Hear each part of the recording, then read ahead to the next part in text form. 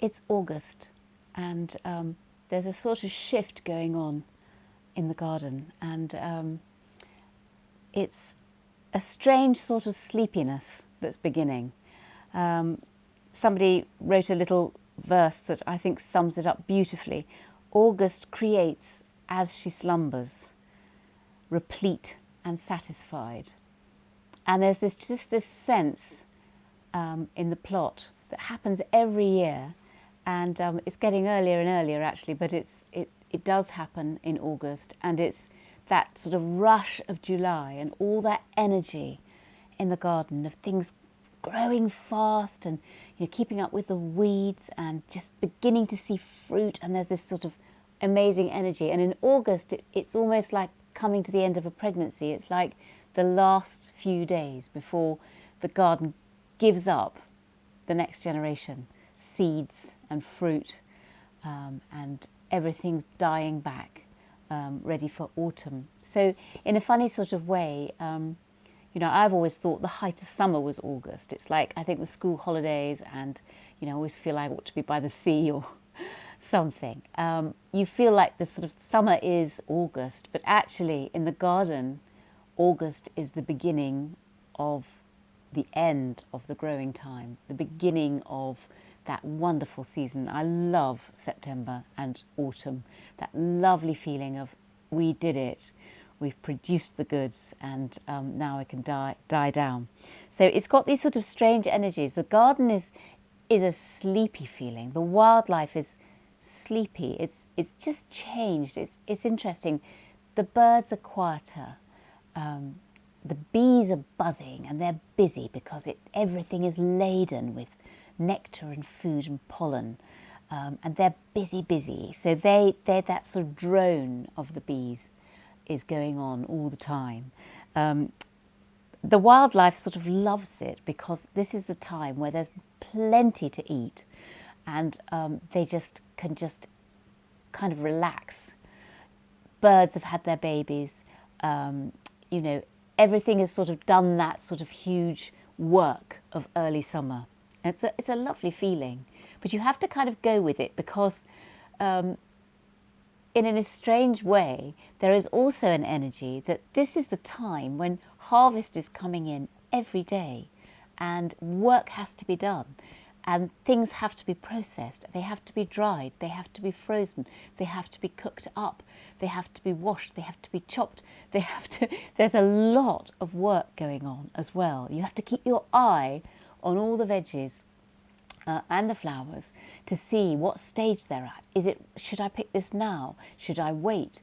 It's not a time for us to be asleep, and yet the garden is sort of sleepy. And so it's quite hard to stay motivated while this is all going on. There's a choice, really. And this is a life choice that I find that I live with all the time. And I don't know if you're the same as me, but it's, do I get stressed out by how much there is to do and how much there is to accomplish? Or will I be mindful and live in the moment and enjoy every little bit of what's going on? And one of the things that's really helped me, actually, funnily enough, has been growing squash, winter squash this year. I have grown it every year, but this year I've been really attentive to it because I've found it absolutely fascinating. I've hand pollinated it, and I've watched these little squash forming, and it means going down to the squash patch every morning and seeing how it's doing and how it's going. And I've noticed much more in the garden as a result. I've noticed the bees inside the flowers. I've noticed, how dry things have got, how much they need water. I've just been much more mindful. And I think some of it's because I've been filming for the course as well, and have been really able to concentrate on the garden. I haven't actually done any more weeding than normal. The garden is overrun with weeds. It's wild. It's overblown, it's needing cutting back, it's needing a lot of work, but I've enjoyed it so much because I've decided that there's absolutely no point in getting worked up about how much there is to do, because it loses the whole point of it. So I'm pleased about that, and I pass it on to you. I think it's the powerful thing about growing is that it teaches you to be flexible, because you never really know how things are going to turn out. It's not about you doing it right. It's about a surprise. It's a surprise when something that you hadn't really realised was going to happen does, and you suddenly see a little baby squash poking out of somewhere where you hadn't put it, because it's grown through and it's just so perfect in where it is. I just think that that's wonderful. You have to be able to change direction, and you have to be able to go with what's happening. You have to walk past your losses and not let them get to you, and go on with the things that are going right. And that's a great life skill. It really is. Yeah, it's a sort of joyful humbling. I think that really sums it up. It's just a fantastically different way of living and of being. You're always receiving the bounty from the garden. You're never making it happen. You're helping it, but you're always receiving it, and never more so than in August, when all of that wonderful produce just keeps rolling in. There's just wave after wave of zucchini and tomatoes and things to gather, and you suddenly remember, oh, I haven't picked the blueberries, or oh gosh, that needs to be picked now. Those beans need to come in. The harvest is coming. The harvest is coming. The harvest is coming. It's lovely, and we're recovering how people used to live, and that's how they used to live. That's just being dictated to by doing what's in front of them to do, to bring in food for them and their families. Wonderful, really. It's a relationship with the garden. May sound a little strange, but it really is. It's a relationship. It's you try something and the garden responds, or does something different and you respond to that, and it's just a give and take, a give and take, a give and take. It's beautiful. Beautiful. I love it.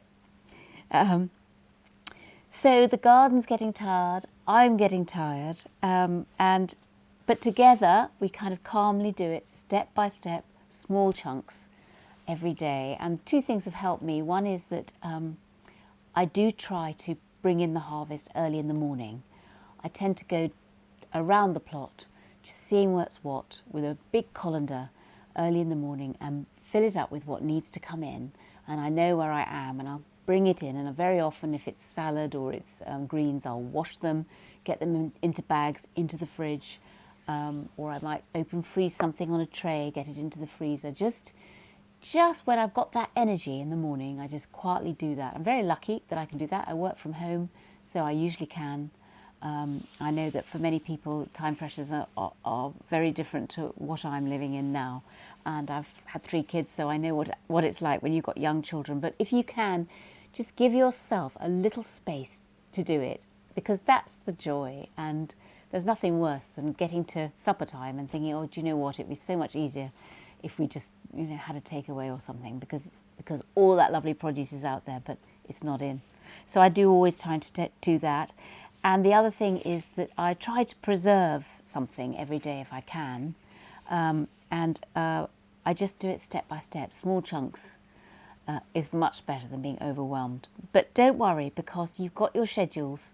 So a lot of things are on there so to keep you, not feeling totally and utterly overwhelmed by the whole thing. So this month, we're going to cover the big harvests that are coming in this month, and also how to have enough for the ongoing months. So making sure that there's enough food for the winter, that we're still sowing what we need to sow for later harvests. And that's difficult to do at this time of year, because it feels like, you're at the end. You don't want to start sowing again the seed, but there are a few things that you do need to sow. And so we're going to do that. And you've got your veg, herb and fruit schedule to download for this month. That will tell you exactly what needs to be done on that score. You've got your flower growing schedule that you can download, which will show you how we're going to sow hardy annual flowers for next summer in the autumn. I'm going to cover that in detail with you. You've also got the recipe PDF, which has got some good recipes for all this wonderful Mediterranean food that's coming in now.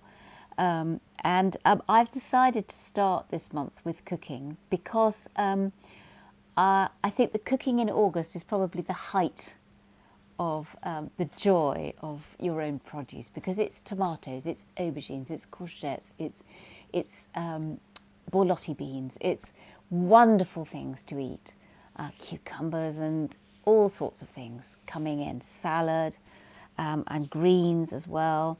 But I thought to start with cooking this month would give us the energy to cover all those big jobs that need to be done. So I really hope that you enjoy that first video of cooking, and that it will give you some practical tips about what to do and how to cook all this lovely, lovely food that you're either producing now or that you're going to produce next year. So I hope you enjoy it.